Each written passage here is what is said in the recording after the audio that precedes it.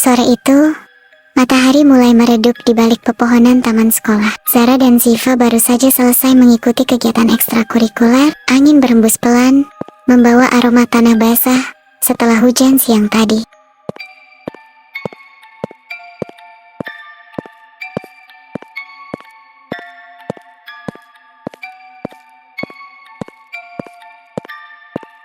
Aduh, capek banget. Rasanya pengen langsung pulang, tidur, dan gak mikirin PR. Santai, Zah. Jalan pulang lewat taman aja, biar segar. Lagian aku suka suasana sore kayak gini. Mereka berjalan beriringan melewati taman sekolah yang mulai sepi. Burung-burung sudah kembali ke sarang, dan hanya suara jangkrik yang terdengar. Di sudut taman, tepat di bawah bangku tua yang jarang dipakai, Zara melihat sesuatu. Itu apaan? Kayak buku? Buku? Di sini? Siapa yang ninggalin? Zara menandak, mengambil benda itu. Sebuah buku tua dengan sampul kulit coklat gelap, penuh debu, dan ada simbol aneh di bagian depannya. Serem banget, kok ada simbol kayak lingkaran sama tulisan yang gak kebaca. Kayaknya ini bukan buku biasa. Tapi aku penasaran. Zara ragu, tapi Ziva membuka buku itu. Halaman pertama berisi tulisan tangan kuno, huruf-huruf yang tampak asing. Namun, di bagian bawah ada kalimat dalam bahasa Indonesia.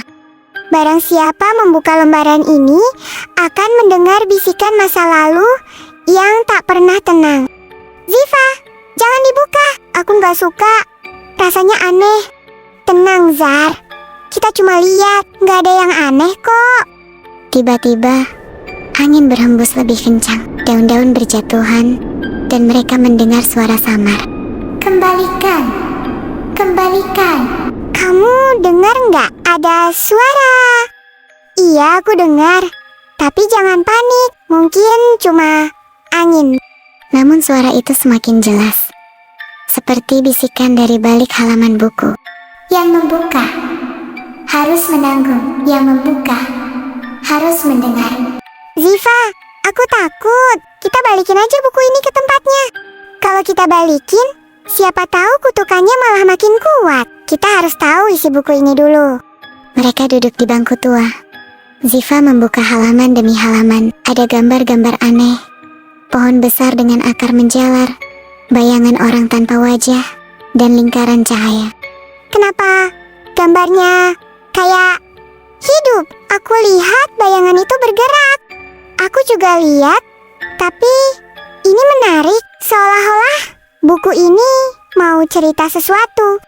Tiba-tiba, halaman terakhir bergetar sendiri. Tulisan muncul perlahan, seakan ditulis oleh tangan tak kasat mata.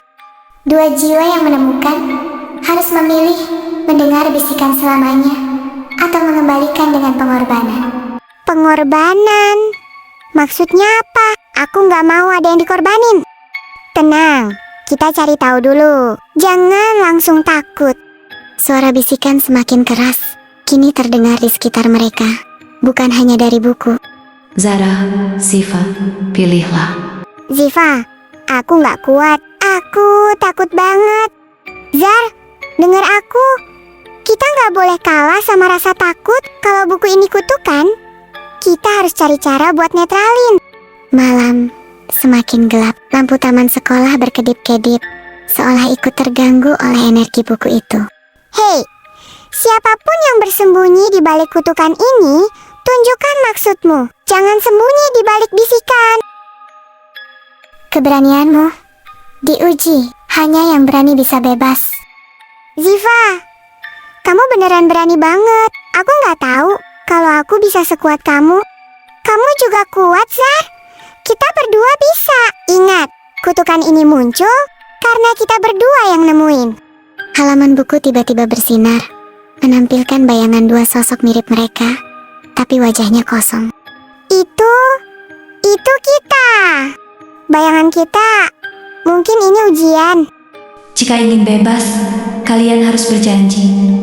Jangan pernah membuka rahasia ini lagi. Aku janji, aku nggak akan buka lagi. Aku juga janji, tapi kalau ada yang coba ganggu, aku akan melawan. Bayangan itu perlahan memudar.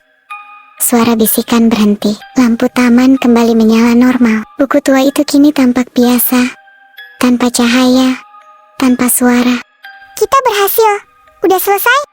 Kayaknya iya. Kutukannya berhenti. Mereka menaruh buku itu kembali di bawah bangku tua. Angin berhenti berhembus. Suasana kembali tenang. Ziva, aku gak akan pernah lupa ini. Serem banget. Aku juga. Tapi kita buktiin kalau keberanian bisa ngalahin rasa takut.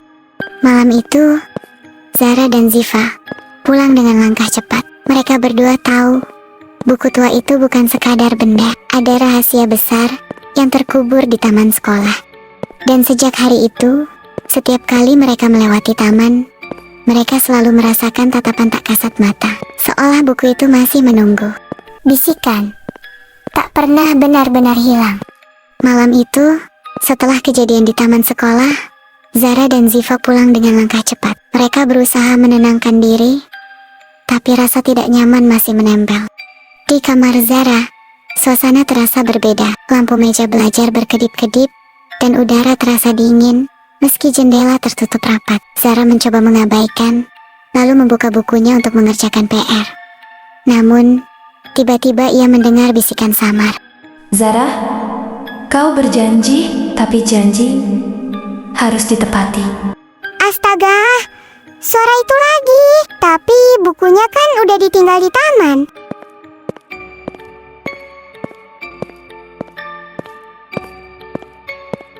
Ziva, aku dengar bisikan lagi di kamarku. Tenang, Za. Aku juga dengar tadi di dapur. Kayaknya kutukan itu ngikutin kita.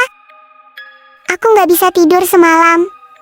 Bisikan itu terus muncul. Kadang kayak ada bayangan di sudut kamar. Aku juga. Tapi aku gak mau lari. Kalau kutukan ini ngikutin kita, berarti kita harus cari cara buat ngusirnya.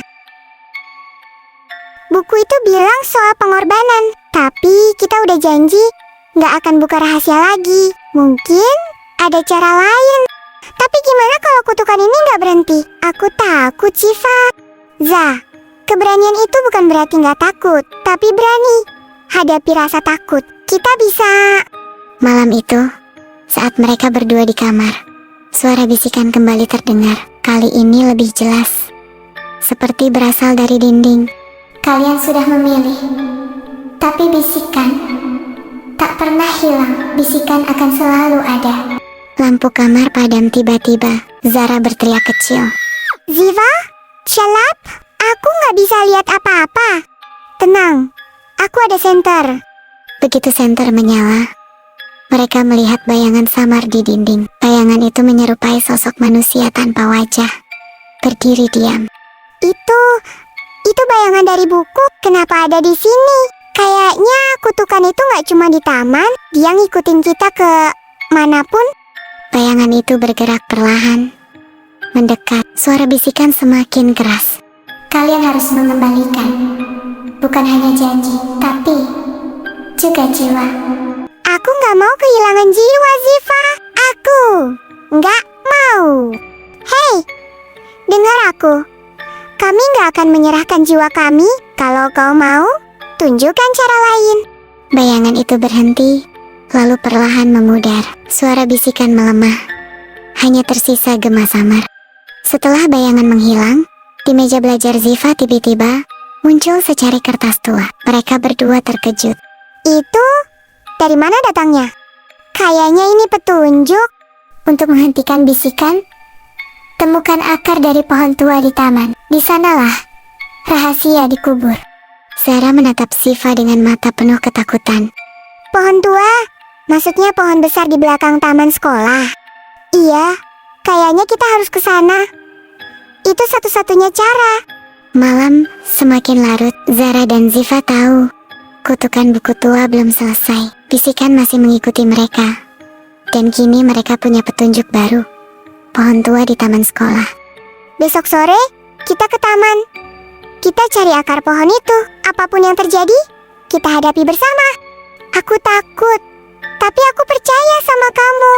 Di luar jendela, Angin berhembus kencang, seolah-olah kutukan itu mendengar rencana mereka dan menunggu. Bisikan tak pernah benar-benar hilang.